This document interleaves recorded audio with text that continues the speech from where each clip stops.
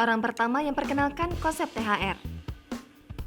Tunjangan Hari Raya atau THR adalah pendapatan non-upah yang wajib dibayarkan pemberi kerja kepada pekerja atau keluarga menjelang Hari Raya keagamaan di Indonesia. THR biasa diberikan kepada pekerja seperti pegawai negeri sipil, pekerja swasta, dan lainnya yang diterima menjelang Lebaran Idul Fitri. Umumnya, THR adalah dibayarkan dalam bentuk uang yang disesuaikan dengan agama yang dianut pekerja, meski beberapa perusahaan memberikan THR kepada pekerjanya dalam bentuk kebutuhan pokok. Meski THR adalah hal yang lumrah bagi para pekerja di Indonesia, namun tidak ada salahnya jika kita mengenal asal-usul dan sejarah THR. Selain itu, mungkin Anda juga penasaran siapa orang pertama yang memperkenalkan konsep THR tersebut. Sejarah dan orang pertama kali yang memperkenalkan THR. Sebelum bersifat wajib seperti sekarang, pada awalnya THR adalah pemberian sukarela bagi pekerja.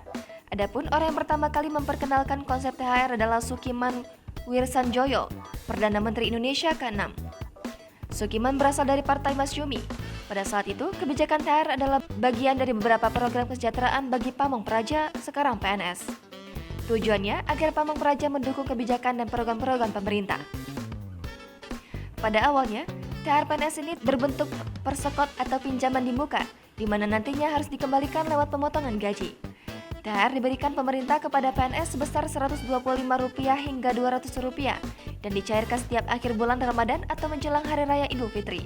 Selain uang THR, PNS kala itu juga diberikan paket berupa sembako. Kebiasaannya belakangan rupanya banyak ditiru dan menjadi tradisi perusahaan-perusahaan Indonesia jelang Lebaran hingga saat ini.